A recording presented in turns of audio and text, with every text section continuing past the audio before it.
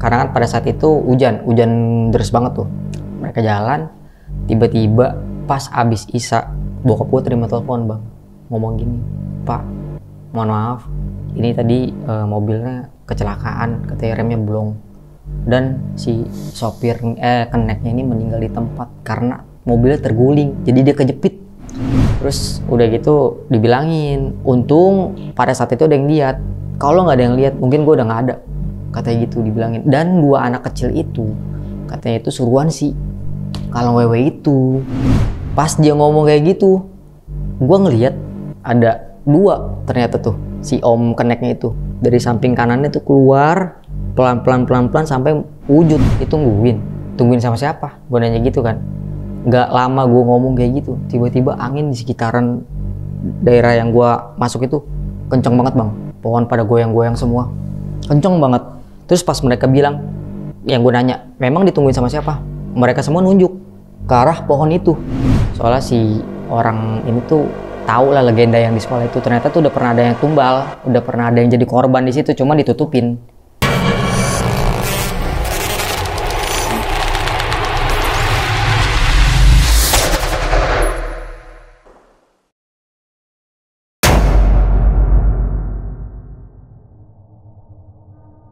Assalamualaikum warahmatullahi wabarakatuh. Selamat datang di Narasi Misteri. Balik lagi sama gue Randy Mulya. Dan di Narasi Misteri kita akan menceritakan kisah-kisah pengalaman pribadi orang-orang di luar nalar tapi terjadi pada narasumber yang kita datangkan ke sini.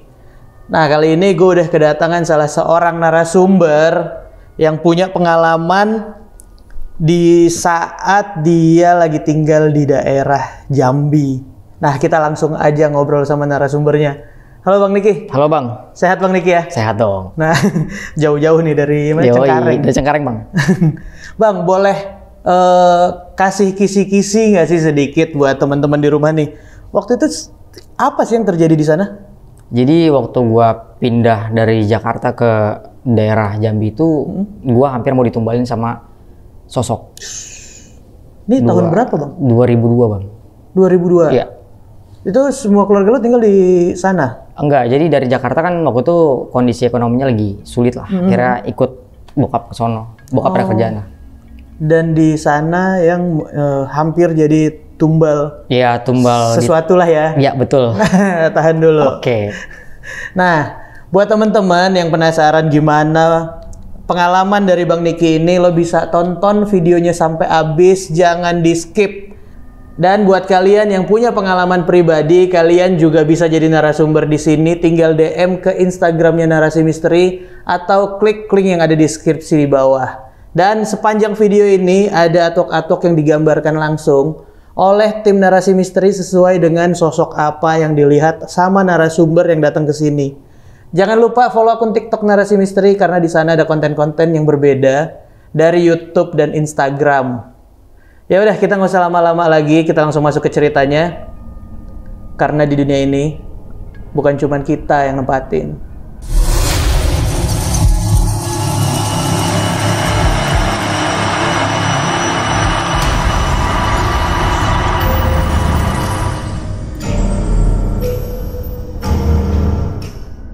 Bang Niki, awal mula lo bisa pindah ke Jambi dan sampai hal itu terjadi itu kayak gimana sih? Jadi pada tahun 2002 yang lalu nih Bang, kan keadaan ekonomi gue lagi sulit nih, keluarga gue. Akhirnya bokap gue ini ikut sama suami dari adik mama gue nih. Dapat tawaran kan kerja di salah satu pabrik sabun lah Bang. Nah akhirnya singkat ceritanya kita ikutlah. Tapi waktu itu ditaruhnya tuh bukan di Muara Bungonya ya. Jadi gue ditaruh tuh di Jambi, tempatnya si adiknya mama gue ini. Jadi gue sekeluarga. Terus sampai satu ketika gua itu ternyata karena pindahan susah banget tempat sekolah Bang di sono. Susah banget gua sampai 3 bulan gak sekolah ya kan. Terus habis itu bokap gua dapet nih referensi dari teman kantornya dia. Katanya di daerah Muara Bungo tempat dia kerja ini bisa masuk anak sekolah yang memang dari pindahan. Nah akhirnya setelah 3 bulan gua di sana di daerah Jambi, gua dibawa nih sama bokap gua ke Muara Bungo. Jadi Jambi itu ibarat katanya itu kayak kotanya. Muara Bungo itu ibarat kata kayak kabupatennya lah. Nah, terus singkat ceritanya kita ke sono ya kan. Udah gitu dikenalin lah nih gue ke sekolahnya nih sama nyokap gue bareng-bareng ya kan. Jadi dari Jambi ke Muara Bungo itu kisaran 6 jam jaraknya. Jauh ya? Jauh banget itu bang. Terus sampai sana di sekolah kita dikenalin, nih kelas-kelasnya di sini nih kata kepala sekolahnya kan. Ini lapangannya di sini, dikasih tahu semuanya. Terus ada omongan kepala sekolah yang ngomong kayak gini. Ini kan di tiap sudut ada yang kita palangin nih. Jadi ada palang kayak palang besi gitu. Kalau lu tahu di komplek-komplek kan suka ada palang besi tuh. Jadi kita tuh dilarang untuk ke daerah yang udah dipalangin. Terus salah satu daerah yang dipalangin itu ada pohon gede banget. Jadi kayak bukan pohon pada umumnya lah. Pohonnya gede banget, sumpah itu gede banget. Jadi pohonnya tingkat 3 gitu bang. Jadi batang, terus ada pohon, batang, pohon lagi sampai 3 ke atas gitu. Kepala sekolah bilang jangan pernah ngedeketin pohon itu, katanya gitu. Jadi nggak boleh lah ke situ. Ya udah tuh. Singkat cerita, gue kan udah pindah nih ke Muara Bungo. Terus gue sekolah lah di situ seperti biasa kan. Tapi lama-lama gue bosen nih karena kan gue setiap pelajaran olahraga itu gue tuh nggak boleh ikut teman-teman gue main. Karena alasannya sih karena gue orang luar, bilangnya gitu. Bukan orang asli sana. Bukan orang asli sana. Terus ada satu momen, namanya gue kan masih kecil ya. Pada saat itu gue baru umur sekitar 7 atau 8 tahun lah, ya kan. Gue ngeliat teman-teman gue pada main bola di lapangan nih. Jadi posisinya itu gue kalau tiap olahraga itu gue di dalam kelas. Gue duduknya seperti ini. Di samping kiri gue ini jendela yang langsung ngadep ke arah pohon itu. Terus di sini tuh lapangan. Jadi gue ngeliatin mereka lagi main bola kan. Dalam hati gue bilang gini, enaknya mereka bisa main bola. Sedangkan gue di dalam kelas cuma duduk aja nih setiap pelajaran olahraga. Gak tahu kenapa, gimana caranya dari mereka di lapangan tiba-tiba set langsung pindah ke arah yang di pohon itu. Dan gilanya lu tau gak bang? Mereka masuk ke dalam area yang udah dipalangin itu. Tapi posisinya gak ada guru gua. Gua ngeliatin kan, loh kok mereka pada main di situ nih, lagi pada main bola di sekitaran situ. Terus gua ngeliat salah satu dari mereka nih, manggil gua begini. Nyuruh gua ke sana. Gua namanya gua kepengen main kan, gua nggak pikir panjang bang. Ya kan, gua langsung lari ke arah si yang palangan itu tuh. Gua di depan nih palangan ini nih. Gua mikir, gue masuk atau enggak ya? Soalnya kan gue inget nih larangan kan. Ya udahlah kata teman gue, udah sini aja main. Ya udah akhirnya gue masuk nih. Pas masuk, gue ngelihat mereka mukanya tuh kayak pucet gitu bang. Tatapannya kosong, tapi ngomong dengan nada yang datar. Katanya gini, kamu kenapa nggak dari kemarin kesini? Katanya gitu. Soalnya udah ditungguin. Itu gue udah sekitar 3 bulanan gue ada sekolah di situ ya. Gue bingung dong. Tungguin sama siapa? Gue nanya gitu kan. Gak lama gue ngomong kayak gitu, tiba-tiba angin di sekitaran daerah yang gue masuk itu kenceng banget bang. Pohon pada goyang-goyang semua, kenceng banget. Terus pas mereka bilang, yang gue nanya, memang ditungguin sama siapa? Mereka semua nunjuk ke arah pohon itu. Jadi memang jarak dari kelas gue ke pohon itu memang lumayan jauh gitu. Gue ngeliat, terus gue kaget dong. Di pohon itu kan saking gede banget tuh. Tiba-tiba pas gue nengok, kan karena gue takut nih angin kencang banget, gue mau balik gitu. Cuma pas gue nengok teman-teman gue udah nggak ada, ngilang gitu. Gue langsung pada hilang gitu. Terus pas gue mau balik badan gue kaku banget, nggak bisa ngapa-ngapain gue. Gue diem, pandangan gue ke atas, gue cuma ngeliatin pohon itu doang. Terus tiba-tiba dari balik pohon itu, lu tau gak sih, ada tangan tuh keluar, gede banget itu, sumpah gede banget. Mungkin kalau ibarat kata tuh badan gue bisa diginiin kali. Sama tangan itu dia keluar tuh merayap dari samping, dia begini tangannya itu mirip tangan kayak hewan gitu bang, kukunya panjang banget tapi kulitnya bukan hitam ya, kulitnya kayak kucing Sphinx yang gak ada bulu tuh. Itu mirip banget kayak gitu. Lama-lama dari tangan keluar tuh wujudnya tuh bang. Jadi sosok yang gue liat itu pada saat itu tuh mukanya kayak muka kelawar tapi ada rambutnya gitu, ambak-ambakan. Terus payudaranya tuh panjang banget sampai bawah gitu, tapi mengkerut ya. Terus lama-lama wujud dia mangap tuh depan gua, mangap, matanya merah banget ngeliatin gua tuh. Terus gua liat air liur tuh netes banyak banget kan. Gak lama gua nggak tahu tuh gua mau diapain, tiba-tiba gua langsung sadar karena gua ditepok sama guru gua. Tanyain, kok kamu di sini sih? Katanya gitu. Ngapain di sini? Udah dilarang malah kamu kesini gitu kan. Cuman pada saat itu gua diem aja, gua nggak ngomong apa-apa, langsung gua dibawa tuh sama guru gua. Yang gua lihat pertama kali di situ pas gue sama teman-teman gue tuh banyak sajen gitu bang di pohon itu, cuman udah kayak nggak keurus gitulah. Kira gue dibawa, gue digendong ke ruangan capset. terus muka gue dibasuh pakai air, terus dikasih air minum gitu kan. Ditanyain, gue diem aja pada saat itu. Untungnya guru gue langsung datang bang, karena katanya tuh yang penjaga sekolah situ yang bersih-bersihnya ngeliat gue jalan sendiri katanya ke situ, lari. Akhirnya singkat ceritanya, kepala sekolahnya ini telepon nyokap gue, suruh jemput. Dijelasin lah tuh sama kepala sekolahnya, Bu maaf ini anak ibu tadi saya lihat ke arah yang memang kita nggak boleh, katanya gitu. Padahal orang asli sini aja nggak ada yang berani, katanya anak ibu malah lewatin situ. Untungnya aja ada yang lihat, katanya gitu kan. Terus udah tuh kepala sekolahnya ngomong, katanya nih nanti si Niki jangan masuk sekolah dulu deh Bu, katanya gitu. Tunggu kondisinya tuh udah benar-benar stabil, dirumahkan dulu lah intinya gitu, sekitar 2 atau 3 mingguan. Nah singkat ceritanya gue dirumahkan nih bang, ya kan. Jadi gue tuh tinggal di mes bareng bokap gue sama nyokap gue. Mesnya itu sama gudang itu satu area, jadi masih dalam satu tempat gitu kan. Karena gue gabut, libur 3 minggu juga jadi banyak waktu nih buat main kan. Namanya itu area gudang, jadi orang luar tuh nggak boleh masuk ke dalam. Pada saat itu gue ngamuk sama mama gue ngambek kan. Gue bilang saya mau main sama teman saya, gue bilang gitu, keluar dari pabrik. Cuman mama gue nggak ngasih, katanya udah main sini aja. Gue ngambek, langsung tuh gue lari ke arah kebun yang memang kebun kecil gitu yang ada di belakang mes. Gue duduk aja, gue sambil nangis ya kan. Terus gue nggak tahu dari mana itu datang ya bang ya.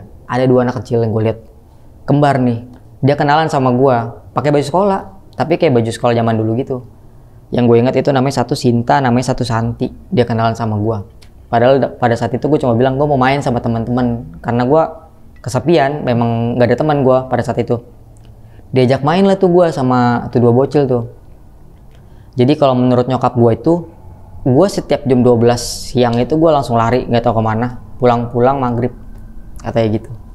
Kalau dari versi gue, ya gue main di sekitaran gudang bokap gue kerja. Jadi bokap gue tuh kerja sebagai kepala gudang di situ. Jadi gudang sabun lah. Jadi gue di sabun itu banyak tumpukan sabun sampai kisaran 3-4 meter tuh. Ada satu momen di mana waktu itu mama gue mergokin gue. Dia teriak tuh, turun katanya, ngapain kamu mau lompat ya? Gue katanya mau lompat dari atas tumpukan itu.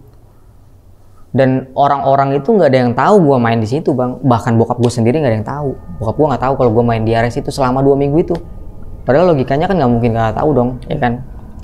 Terus dibawa tuh gue sama nyokap gue kan, ditanyain, ngapain, siapa yang ngajarin ke atas? Gue bilang nggak ada yang ngajarin ke atas, saya main sama teman saya. Gue bilang gitu kan, Cinta sama Santi. Tapi mama gue nggak percaya tuh pada saat itu kan.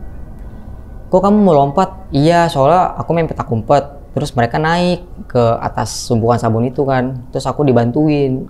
Terus mereka lompat ke bawah. Nah pas mereka lompat ke bawah, mereka nyuruh gue lompat. Gue bilang gitu bang. Tapi untungnya ada nyokap gue. Terus pas nyokap gue ngeliat itu kan langsung nyokap gue minta tolong dong sama orang-orang situ buat turunin gue tuh. Karena kan tinggi banget tumpukan sabunnya. Sudah dari kejadian-kejadian itu, mama gue tanya, kok kamu dari setiap jam 12 itu hilang, main kemana aja? Gue bilang kan, gue main petak umpet. Gue bilang gitu sama mereka di daerah, di dalam situ, dalam gudang. Cuman mami nggak ngeliat aku, gue bilang. Padahal waktu mami manggil-manggil, aku manggil balik. Gue bilang gitu. Jadi mama gue nggak nemuin gue tuh. Terus gue tanya kan sama teman gue, yang si Sinta Santi ini, kok mama aku nggak nemuin aku ya? Padahal kan aku udah teriak-teriak, gue bilang gitu. Terus mereka bilang gini, soalnya kita masih mau main sama kamu, ntar juga kelihatan kok. Itu mereka ngomong kayak gitu. Terus selama pas kejadian yang gue mau disuruh lompat tapi nggak jadi tuh, gue akhirnya nggak boleh main ke area gudang sama nyokap gue. Jadinya gue cuman ya boleh main di area mes doang. Jadi dari mes ke gudang itu lumayan jauh jaraknya. Jadi jalan kaki lumayan jauh. Terus pas gue lagi main di area apa sih namanya, di area mes itu, ada satu momen yang bener-bener gue nggak lupain sampai sekarang sih. Karena posisinya gue dikasih buku gambar sama nyokap gue kan, biar gue tuh nggak bosen. Gue gambar semua yang gue lihat ya kan, sampai teman-teman gue yang si Sinta Santi itu gue gambar-gambar kan. Terus gue ngegambar ini bang, gue gambar mobil. Waktu itu gue gambar mobil, rodanya copot-copot.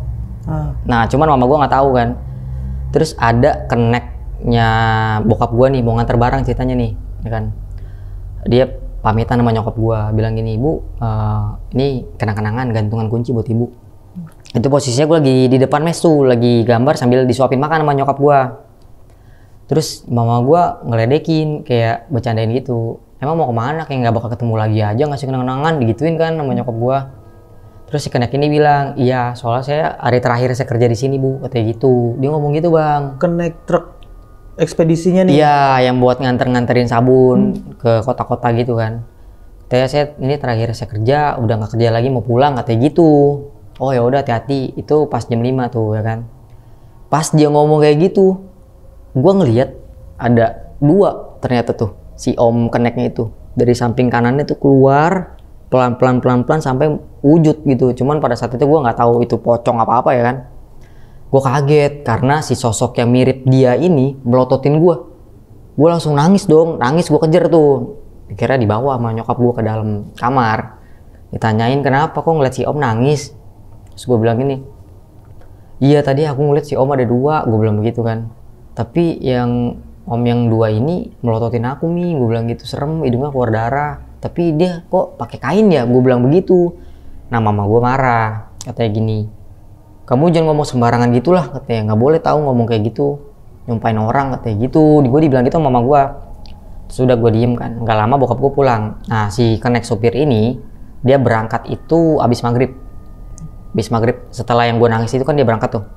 Mau nganter barang lah ke Jambi, kotanya tuh. Karena kan pada saat itu hujan deras banget tuh. Mereka jalan, tiba-tiba pas abis Isya, bokap gue terima telepon bang.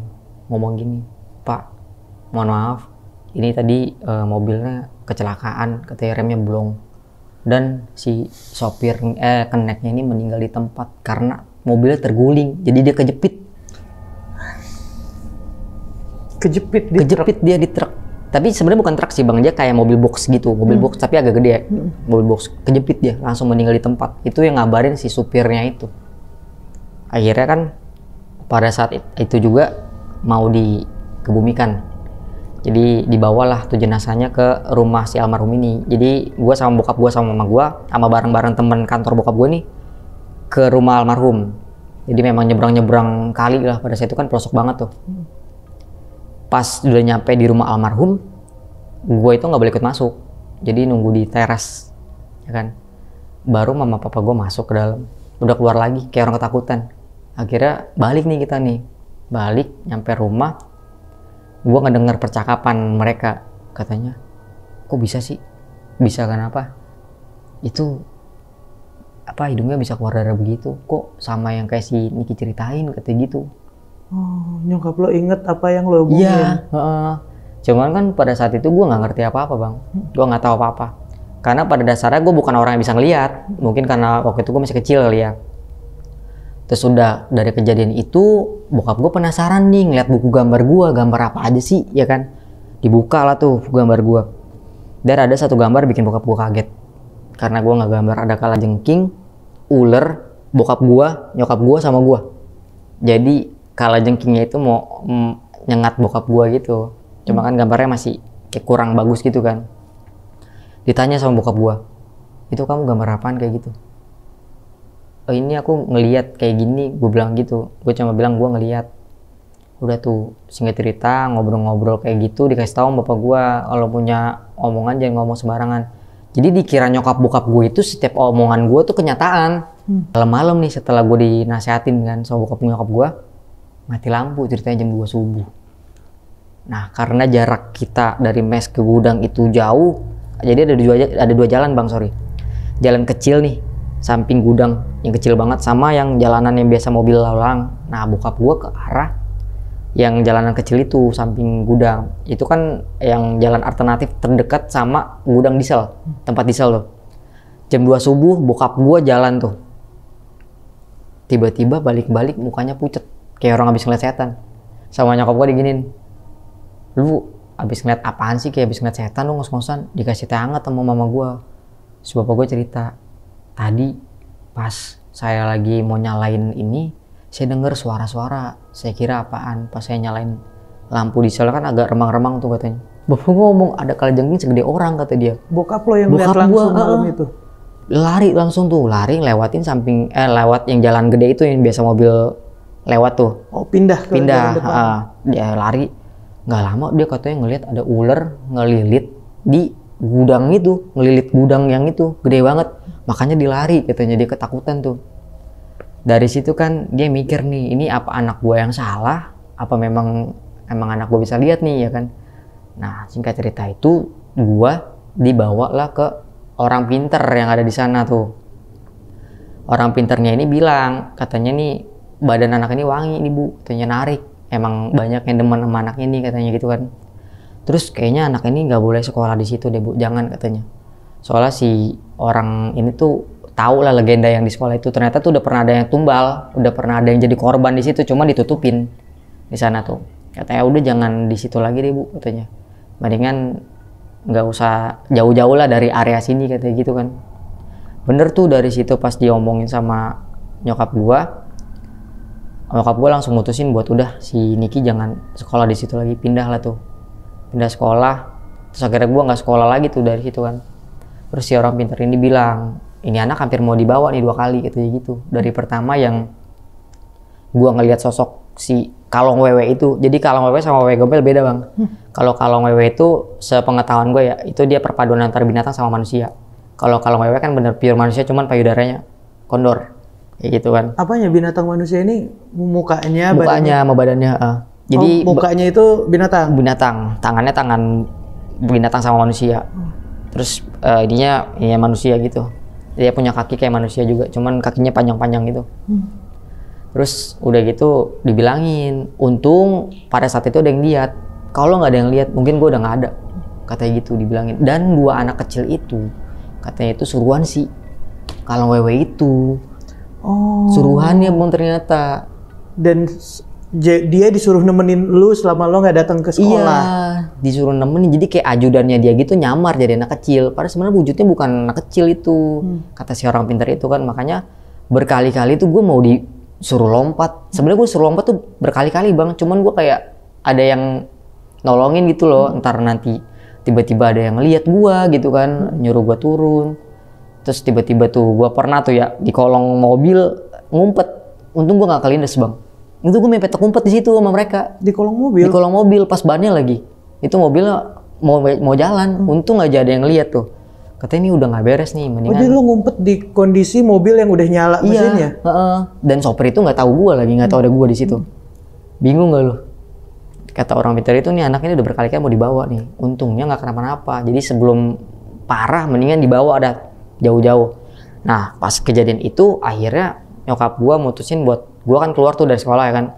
Gue balik lah ke daerah Jambi nih. Ke tempat adiknya mama gue. Di situ kan gue ngelewatin jalan yang dari jauh tuh bisa ngeliat pohon itu lah. Secara jelasnya. Dan gede banget bro. Wah itu gede banget itu pohon. Dan gue ngeliat itu sosok lagi nangkring ngeliatin gue bang. Ngeliatin gue kayak nih anak mau kemana nih.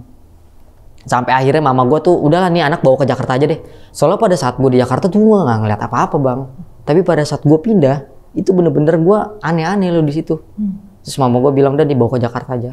Singkat ceritanya pas gue dibawa ke Jakarta itu sosok untungnya ya nggak bisa ngikut lah, karena kan kata orang tuh kalau dari ini nggak bisa pindah pulau lewatin laut, katanya nggak bisa. Nyebrang laut. Iya ada yang ngomong kayak gitu. Nah untungnya tuh si sosok itu tuh cuma ngikutin gue cuma sampai bandara doang, jadi nggak bisa ngikut sampai Jakarta gitu lah bang. Dibawalah gue ke Jakarta lagi, didoain lagi gue sama orang pintar. Dan dari situ gue udah nggak kenapa-kenapa lagi. Oh. Jadi berarti setelah lo balik itu udah nggak ada masalah apapun tuh ya? Udah nggak ada masalah sama sekali. Berapa lama lo di Jambi itu berarti hitungannya? Setahun bang. Setahun?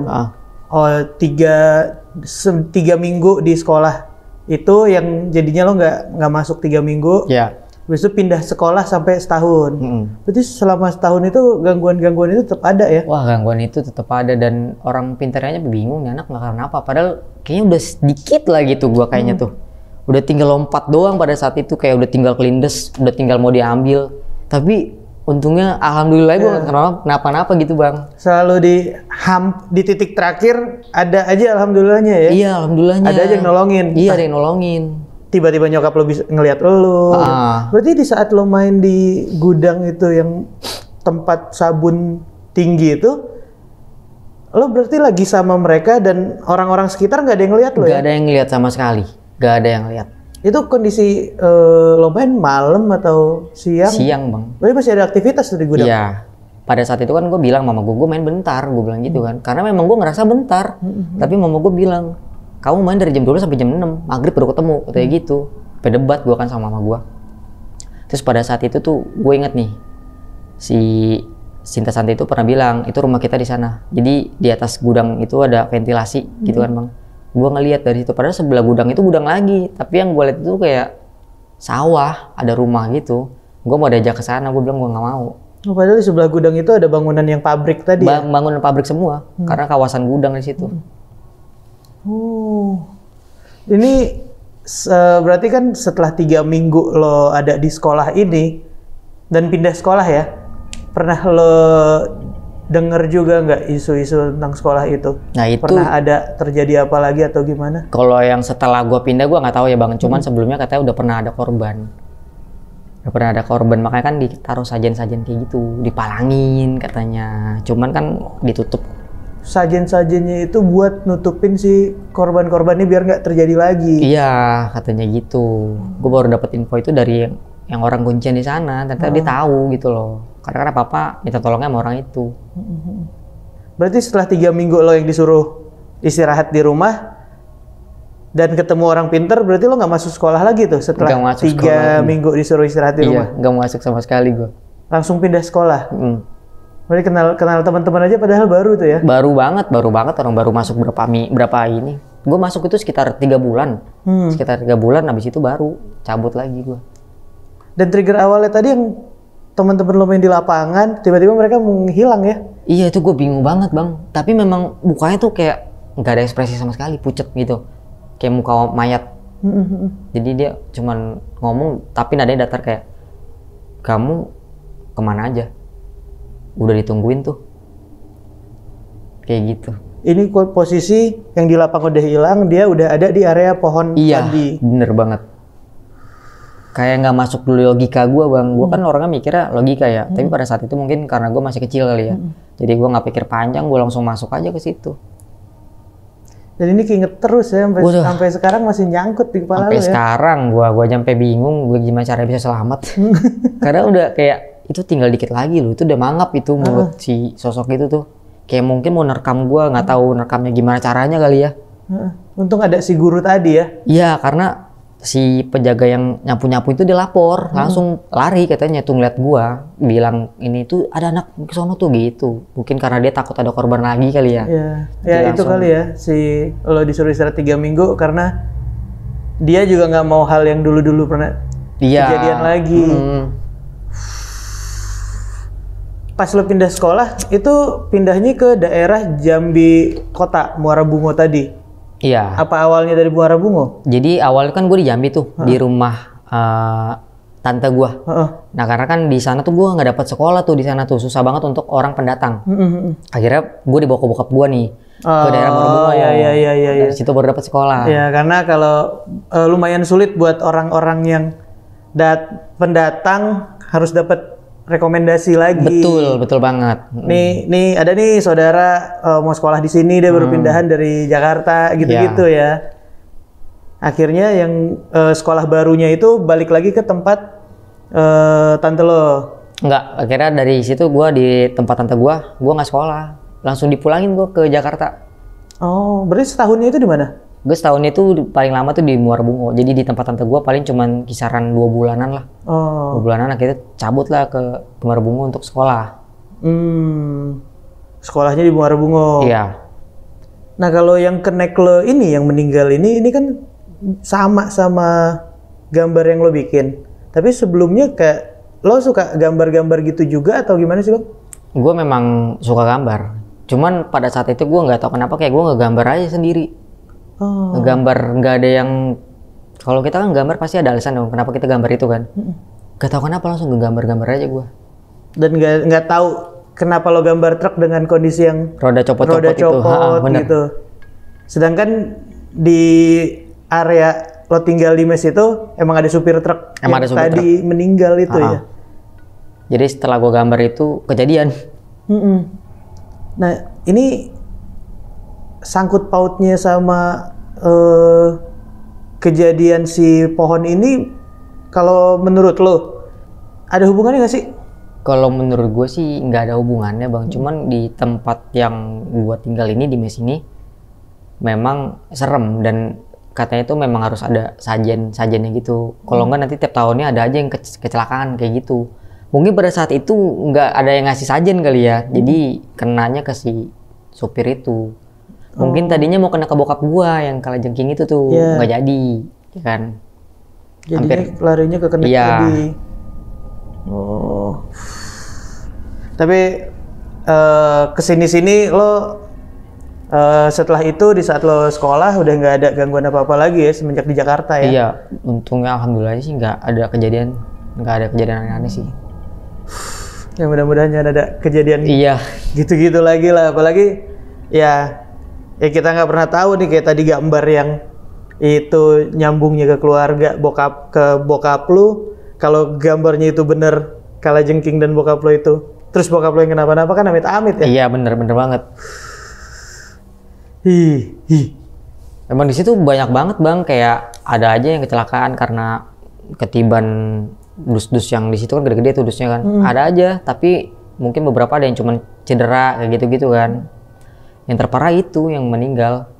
Yang meninggal itu benar-benar parah. Setelah meninggal itu malah bokap gue juga mau dituin lagi. Untungnya bokap gue nggak kena. Ini kalau gedung pabrik ini gedung pabrik lama udah dari tahun berapa sih? Nggak tahu nggak lo? Kalau itu gue kurang tahu, tapi memang bangunannya bangunan lama. Oh bangunan lama. Dan itu kawasan di sana kawasan industri atau apa sih? Enggak. Kayaknya sih dia kawasan industri karena kan dia di pinggir jalan gede gitu bang. Oh masih jalan-jalan utama terus ada pabrik gitu. Iya betul. Oh. Itu kalau area pabrik itu dari kota masih lumayan jauh ya? Jauh banget bang. Itu kalau dari Jambi ya. Gua kesana tuh gua lewatin kayak hutan-hutan pohon-pohon jati gitu. Oh, pedalaman kabupaten. Kabupaten dia. Dan itu jalanan belok-belok banget bang. Lintas Sumatera lah ya? Iya berkelok-kelok gitu. Mungkin pada saat sopir gua kecelakaan tuh remnya kan blong katanya kan. Pas hujan mungkin dia belok-belok gitu kali ya. Jadi miring lah rodanya. Mobilnya. Kecelakaan dari situ. Dan berarti waktu lo pindah ke Jakarta, bokap lo masih kerja di sana atau ikutan pindah? Akhirnya kita sekeluarga pindah. Di saat lo pindah ke Jakarta itu satu keluarga pindah? Iya, karena pas gue pindah gitu gue bilang sama papa gue biar udah papa nggak usah ke situ lagi. Gue bilang gitu, nggak tahu kenapa gue nyeplos aja. Udah, papi nggak usah ke situ lagi. Sini aja, gue bilang gitu. Bokap lo ngikutin apa yang lo minta ya? Iya. Saat itu ya? Berarti bokap lo kerja di sana juga sekitaran 1 tahun doang? 1 tahun doang, betul. Habis itu balik lagi ke Jakarta? Balik lagi ke Jakarta. Seru nih. Ada si orang pintar ini nih, kalau nggak ada orang pintar itu mungkin mama gue nggak tahu kalau sebenarnya gue tuh udah diincer. Karena omongan-omongan gue tuh dianggapnya kayak halusinasi doang sih bang. Kayak gitu. Dan ya ini orang pintar ini bisa dibilang buat jadi ancang-ancang kita kali ya, buat jadi warning. Iya betul. Biar ya jangan takabur ya, kalau itu pun ya dia punya saran kayak gitu nggak ada salahnya diikutin. Iya betul. Soalnya elemen-elemennya udah ketahuan tuh. Udah ketahuan. Ini terjadi, itu terjadi sih ya. Dan nggak mempercayai banget juga, cuman betul. Menyangkut dengan apa yang terjadi itu kan. Nah pada saat itu memang gue bandel banget bang di situ bang. Dibilang jangan ke area itu malah gue ke situ. Dan itu bukan hal yang lo pengenin ya sebelumnya. Sebenarnya iya betul banget. Bukan yang pengenin ya, karena ya ada kejadian yang teman-teman lo tiba-tiba ada di sana aja. Iya betul. Dan ternyata yang ada di sana bukan teman-teman lo ya. Iya. Malah sosok yang nggak tahu dari ya. Itu, aduh, gue sampai ngigo-ngigo mulu pada saat itu bang, karena gue saking takutnya banget. Karena gue nggak pernah lihat kayak gitu sebelumnya. Oh berarti waktu di sana lo main sering ngigo atau rep-repan gitu-gitu ya? Jatuhnya sih kayak mimpi mulu, gue diteror lewat mimpi. Kayak mimpi itu balik ke pohon itu terus, kayak memang dipanggil terus gue ke sana. Wah itu nggak sehat banget tuh. Iya dipanggil. Apalagi saat umur-umur segitu tuh. Kalau kemimpian gitu terus kan nggak bagus mental ya? Iya bener. Makanya gue bingung kenapa badan gue dibilang sasaran empuk gitu loh, kayak buat makan gitu loh, buat makan si sosok itu. Gue nggak tahu buat apa gitu. Memang sosok itu menjaga atau memang dituakan, gue nggak tahu. Cuma memang banyak sajen di situ bang, banyak banget. Tapi lo nggak setelah balik ke Jakarta sampai saat ini lo belum pernah balik ke Jambi lagi atau? Belum, gue nggak mau bang, Kalau mau sampai gua. sekarang lo belum pernah balik ke Jambi lagi? Belum pernah sih. Pas terakhir balik itu gue udah nggak pernah mau ke sana lagi. Bang Niki, thank you udah mau cerita berbagi kisah yang lumayan cukup membekas. Udah mau ceritain di narasi misteri. Iya bang. Bang Niki, kan gue denger lo juga main tarot ya? Iya bang. Nah itu lo biasanya kalau main tarot lo itu di share-nya di mana? Di YouTube gue sih bang. Di YouTube lo? Iya. Apa aja? Main tarot, terus ada apa lagi yang sekarang ini lo upload di sana? Gue penelusuran juga, podcast juga di sana gue. Oh podcast juga ada. Nih kayaknya seru nih kalau gua dibacain sama lo ya. Oh seru dong. Ntar gue bacain pakai kartu yang ada sosoknya ya. Boleh tuh. Nah, lo kalau baca tarot tuh gimana sih sebenarnya? Kalau baca tarot itu tergantung dari orang sih bang. Kayak misalnya dia mau bacain tentang percintaan atau karir keuangan atau kerjanya dia. Cuman gua pesen sama penontonnya narasi misteri atau seram anjir, jangan mempercayai tarot 100% karena itu hanya prediksi aja sih bang. Oh ya. Prediksi. Dan itu juga apa sih namanya, kita ambil yang positif dan buang yang negatifnya. Jadi untuk antisipasi aja sih. Kayak misalnya nih ada orang baca tarot tentang cowoknya nih atau ceweknya. Nanti gue bilang nanti kayak begini nih ke depannya nih. Nah itu tergantung dari dianya. Dia mau percaya syukur nggak ya udah gitu. Kalau bagus dipercaya buat Ya, jadi semangat betul. gitulah ya. Kalau jelek ya antisipasi supaya nggak kejadian kayak gitu. Iya benar. Ya yang negatifnya dibuang aja ya. Iya, betul. Channel lo apa namanya bang? Serem anjir. Serem Anjir. Nah, kalian bisa mampir ke channelnya Serem Anjir dan lo bisa lihat konten-kontennya Bang Niki di sana. Jangan lupa di-subscribe juga, ditungguin setiap ada updatean videonya. Dan nanti boleh ya gue bacain tarot di sana ya. Banin ntar nih gue nih. Boleh banget, boleh siap. Bang, makasih banyak udah mau cerita ya. Iya, thank you banget nih Bang, apa namanya? Randy. Bang Randy, Bang Randy udah ngundang gue nih. Mantap nih, keren. Nah, buat teman-teman yang punya pengalaman pribadi, lo juga bisa ceritain di Narasi Misteri, tinggal DM ke Instagramnya Narasi Misteri atau klik link yang ada di deskripsi di bawah. Dan buat kalian jangan lupa follow akun TikTok Narasi Misteri karena di sana ada konten-konten yang berbeda dari YouTube dan Instagram. Dan tungguin nanti gua bakal nyelip di channelnya Bang Niki nih. Siap. Tungguin nyalain lonceng notifikasi di sana. Gua Randy Mulya pamit, Bang Niki juga pamit. Karena di dunia ini bukan cuman kita yang nempatin,